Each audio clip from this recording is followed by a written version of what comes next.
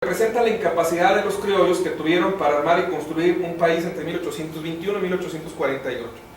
¿Por qué cuando México se proclama como república pensaron que iba a estar llamado a ser el país más fregón, más bonito, más rico del orbe, pero algo tronó? Es lo que después los positivistas le venden la idea a Benito Juárez y le dicen: ¿sabes por qué tronó el país? Por la grilla, por el destino. Entonces son las fuerzas metafísicas incapaces de controlar, y por eso tú estás llamado a construir el proyecto de nación liberal, científico, positivista, etc. El acontecimiento es que México se fue, después de este proceso de separación y guerra, se fue a la guerra de reforma, que trajo el advenimiento de una nueva forma gubernamental en la que participaron mestizos de corte liberal. O sea, tronó el proyecto de nación criollo federal, que iniciaron desde Hidalgo o las primeras rebeliones en 1808 hasta este problema de separación. A partir de aquí, el modelo liberal de nación que tenemos es el México mestizo. Se desaparecen las castas, basados en una constitución, a través de una nueva ley, la constitución de 1857, las leyes de reforma, separación iglesia y estado, mientras que los Estados Unidos se fueron a la guerra civil. Tuvieron problemas relacionados con esclavitud que llevaron a la guerra de secesión en 1861 a 65, cuando triunfaron los estados del norte proindustriales. ¿Sí, Martín? La primera intención, cuando Texas se convierte en estado en 1845, es más, cuando Texas se incorpora a la Unión Americana, ya había salido un proyecto de que Texas se convirtiera en estado independiente de Coahuila. No les gustó. Además, ellos ya estaban en Estados Unidos, ya había dejado de ser república incluso. Aquí vemos también ese proyecto tanto de Inglaterra como de Francia de exigirle a México que no intentara recuperar esa provincia, que además hubo 2, 3 incursiones, y de ahí para allá siempre eran bravatas que se echaban los unos a los otros, porque tomaron San Antonio y luego se regresaban. Y además empieza el otro problema también después, las incursiones tejanas, a raíz de vengar las afrentas en el Álamo, y cómo entran primero entran a Mier, y luego más adelante, tiempo después, entraron e incendiaron Piedras Negras en 1850 y tantos. Pero bueno, Texas se convierte en estado libre y soberano de México. Habilitaron el puerto de Galveston, que era también otra de las iniciativas que tenían los colonos norteamericanos, a los que no les dejaban ni siquiera tener flota comercial. Petición negada, y que luego solicitaron los tejanos con J, que hay que diferenciar esa a otra también. Los tejanos con J son los de origen mexicano que residían ahí, y los tejanos con X son los tejanos que ahora viven ahí, son todos los gringos, ¿verdad? Y entonces hay que diferenciar ese proceso. Cuando esta fue cambiada por las 7 leyes y la libertad para especular tierras, y también para favorecer el libre comercio. Por eso se habla que la República del Río Grande fue propiciada por una serie de empresarios tejanos que quisieron hacer que el río Bravo fuera también una ruta de navegación fluvial que comunicara estos pueblos, en especial hacia el norte, pero no pasaron más de Laredo. ¿Sí le sigue, por favor? Esta es la región que originalmente comprendía Texas. Aquí está el estado de Nuevo León, usted se fija, el famoso rombito, y que después del río Salado, cuando ponen el río Bravo, ahora sí quedamos muy cerca, y entonces empieza el problema, que se vayan con Tamaulipas. Pero fueron muy inteligentes, creo que Vital Fernández, gobernador de Tamaulipas, y luego empieza el plan B. Lograron que Mier se incorporara a Nuevo León en 1850 y tantos.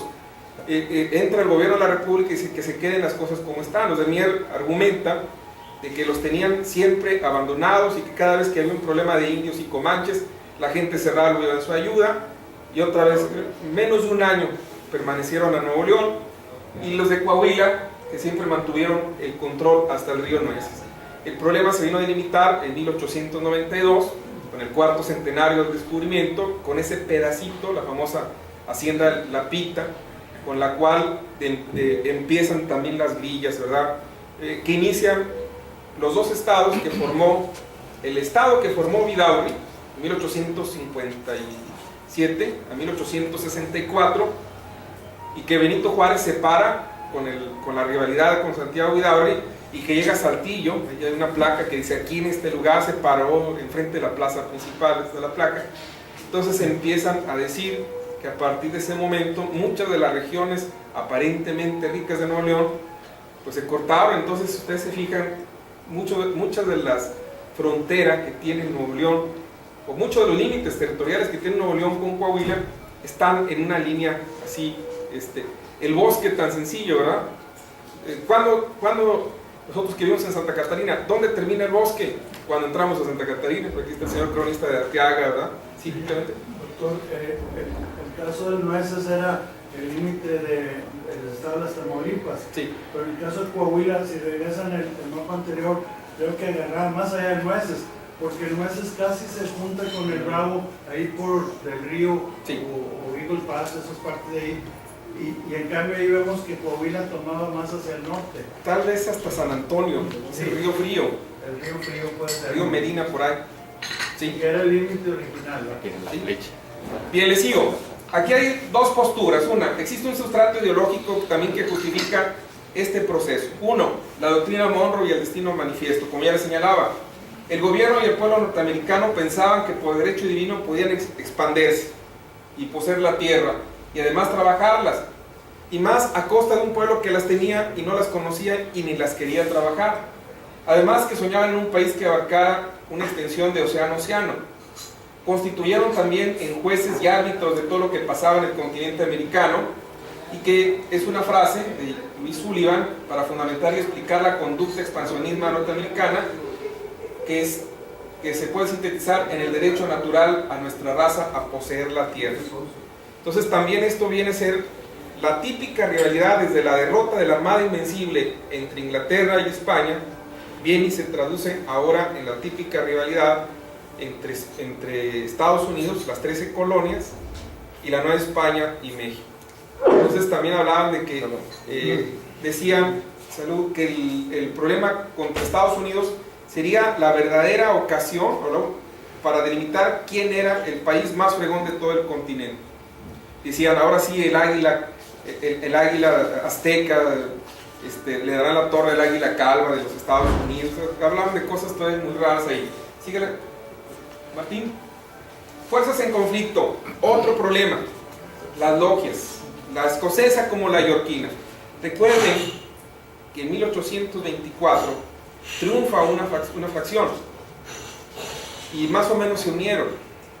En 1836 derrotan a la fracción escocesa, de la cual pertenecía Lorenzo de Zavala, que curiosamente fue vicepresidente de la República en 1836, yucateco además, y que también en ese año Texas, Zacatecas y Yucatán se separan de México, y entonces hubo flota yucateca que apoyó a la separación tejana en ese entonces.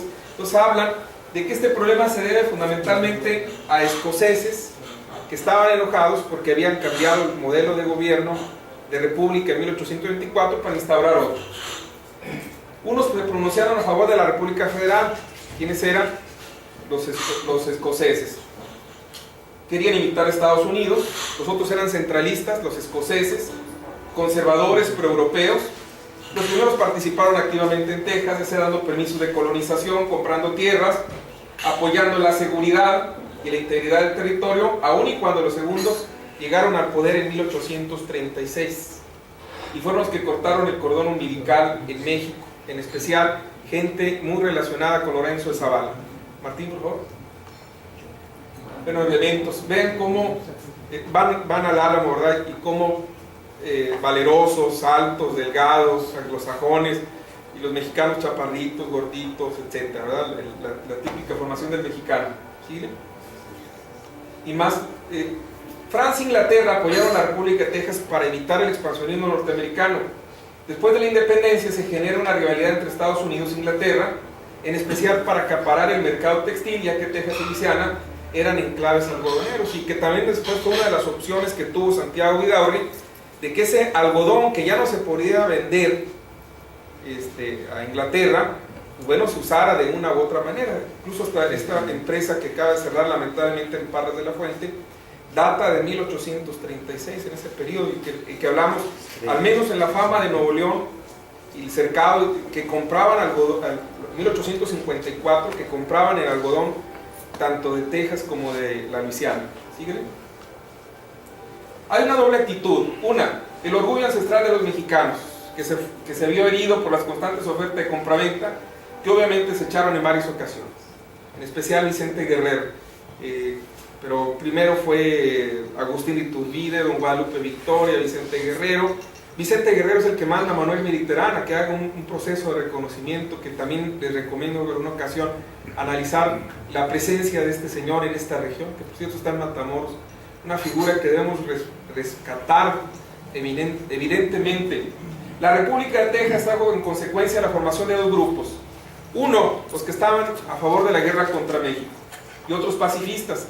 Ya no querían nada. Es más, hasta se habla de que todo el episodio en el Álamo fue armado por Sam Houston con la intención de que la opinión pública norteamericana, todos ellos se basan mucho en esto, se levantara en contra de México, y que ya estaba perdido, o que no había intención de pelear, y que además también para los mexicanos fue una especie de victoria pírrica, porque los 186 tejanos y las tropas de Santa Anna y demás, después se la cobraron, y en otros eventos también muy interesantes, el cañón de González, vengan por él, ¿verdad? Lo lazaron, démonos el cañón, pues sí, vengan por él, y luego la batalla de San Jacinto, y bueno, otra serie de eventos muy interesantes. ¿Sí, Martín? Bueno, Texas empieza a delimitar, o sea, si nos toca el río Bravo, pues entonces vamos a quitarle algunos terrenos a Nuevo México, y por ello, bueno, esta zona, la región más occidental de Texas, pues no se siente parte de Texas. Están más identificados con Nuevo México, con esta parte, prefiero a Odessa, Midland, El Paso y demás, ¿no? Incluso hasta está bastante, tal vez en origen, identificada con la Nueva Vizcaya, que fue la que hizo todos los primeros procesos de pacificación y conquista hacia el norte. Síguele. Santa Anna y Houston, bueno, el proceso de la rendición. ¿Sí, Martín?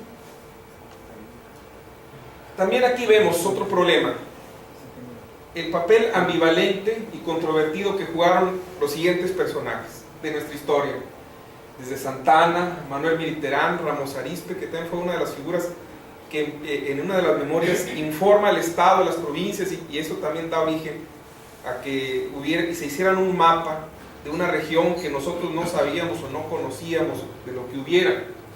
Bustamante es otro de los problemas, y que incluso fue comandante militar de las provincias internas de Oriente, con sede en Matamoros. Lorenzo de Zavala, y del otro lado Austin, Houston, Van Buren, Poinsett, Polk, que también, bueno, se habla de la postura norteamericana, de que había un presidente que no quería, otro que sí, ganó Polk, y que también eso la relacionan con la rebelión de los polcos, etc. La colonización y el proceso separatista ocasionó una difícil convivencia de tribus bárbaras que en la mayoría de los casos fueron exterminadas.